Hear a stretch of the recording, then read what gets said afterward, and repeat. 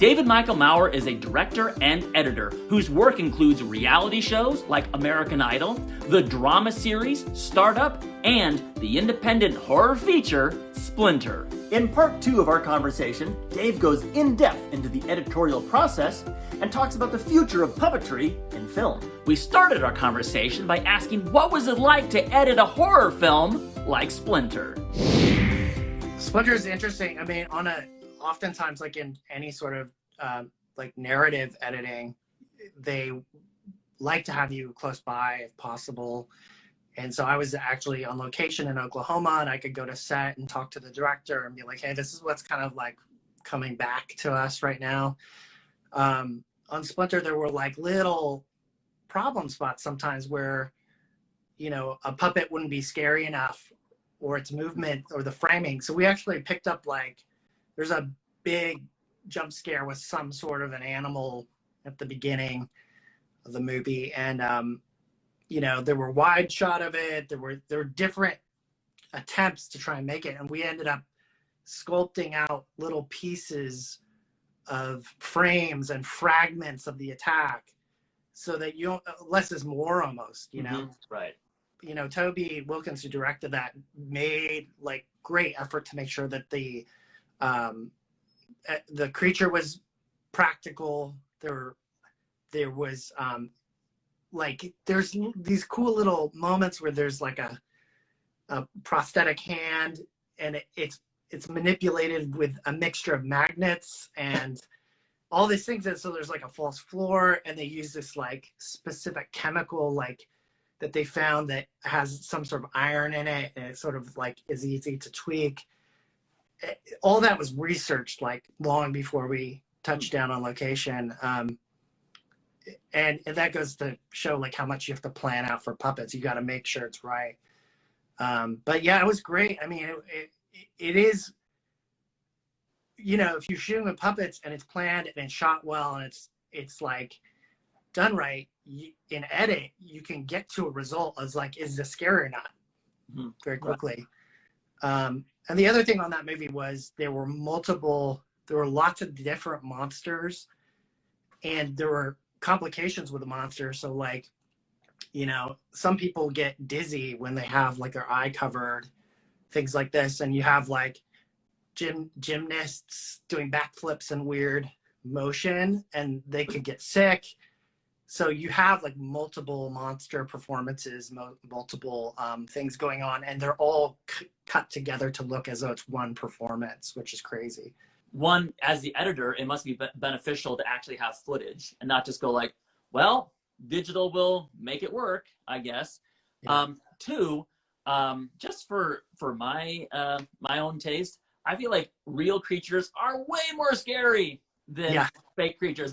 Like, just a recent example, Stranger Things, because they did, you know, very practical Stranger Things. In season 1, it was a guy in a suit, and it was like, whoa. And then they go to season 2, and it's all a digital light show. You're like, all right.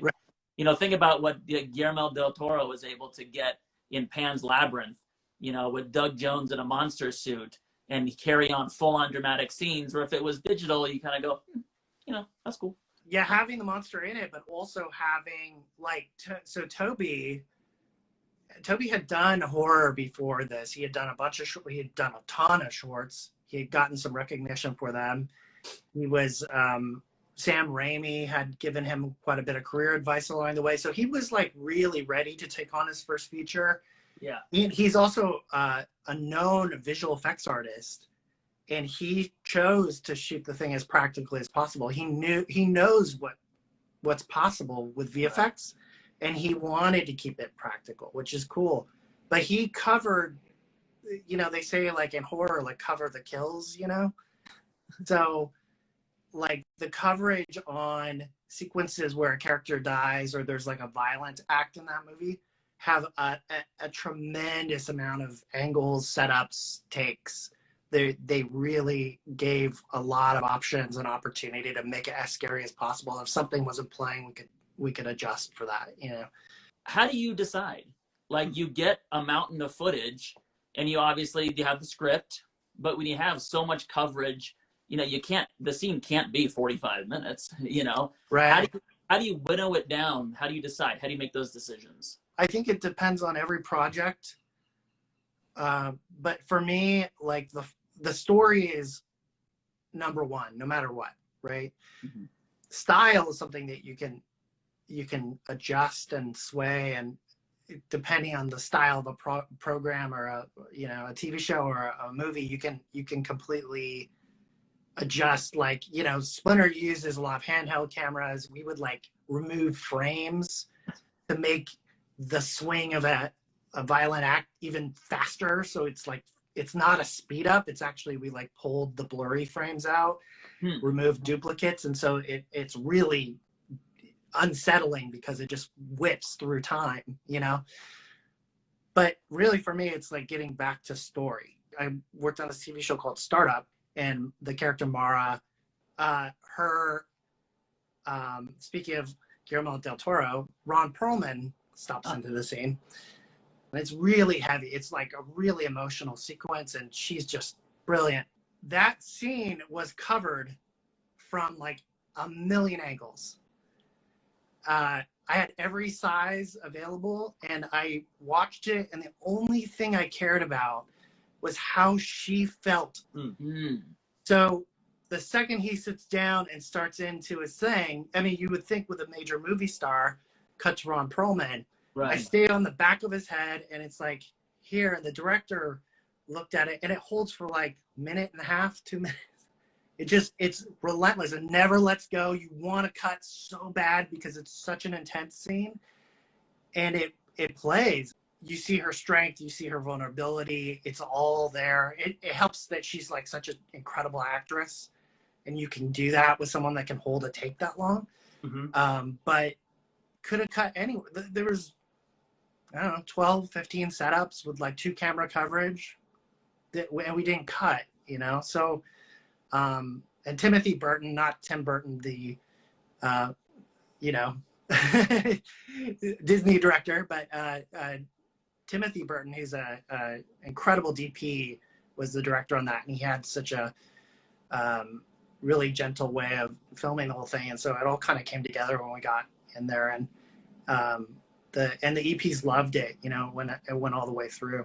And there's software now that will analyze an edit and tell you that it thinks that the edit is too long on a shot and you should cut earlier. Oh, could you imagine running a scene like that through that and be like, well, I don't know, it's been a minute. Cut by now. You should have cut by now. Yeah.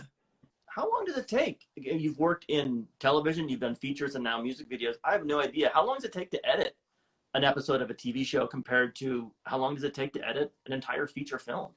It depends, I think, on the project. It depends on the budget. Mm-hmm. Certainly lower budget things are cut faster. A lot of times it takes what it takes. But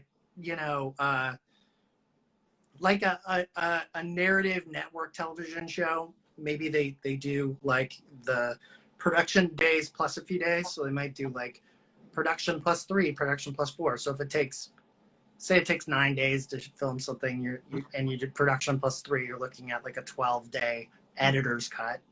And then you get about a week with a director, and then it kind of goes through the showrunner after that, and the network and studio. So, it's a month and a half, something like that, and you kind of bounce between other episodes while you're in there.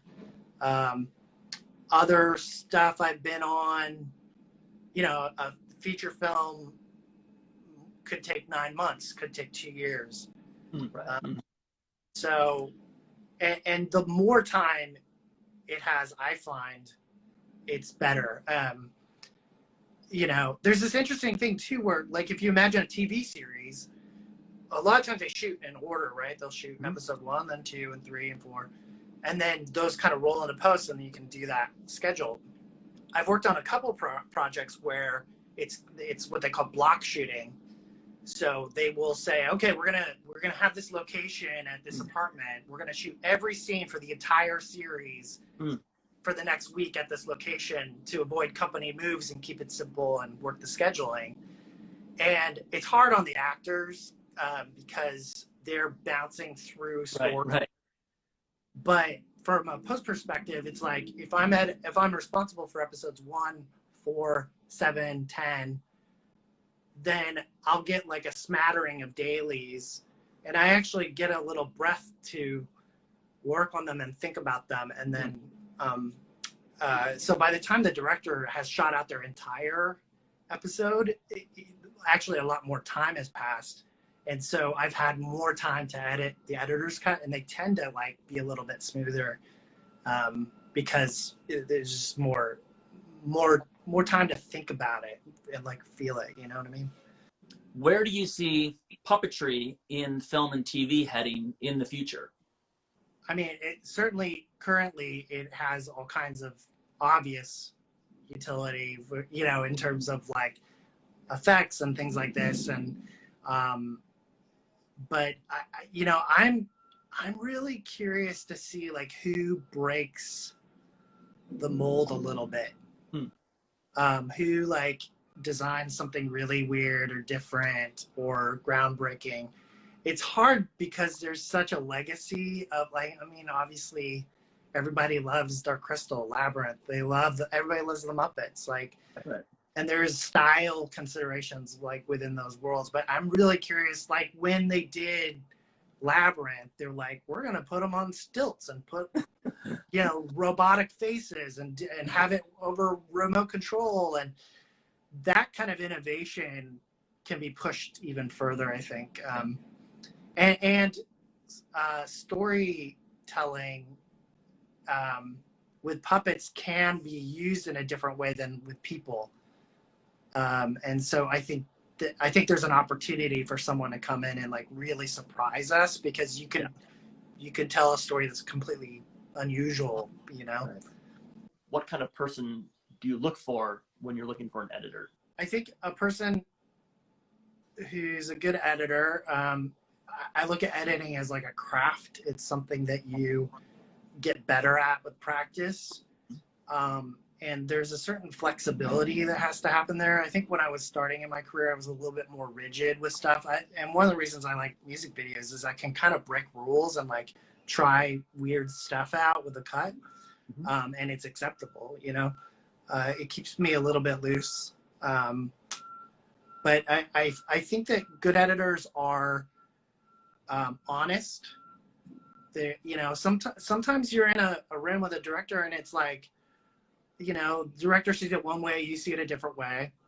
And you have to be able to be clear and honest and articulate why you feel so strongly about a cut. And you have to be willing to lose, but also sometimes if you're able to communicate your ideas to a director, they see something new in it, and that's your gift to the production. That's your fingerprint, you know? I think great editors and directors have this like really open, honest relationship.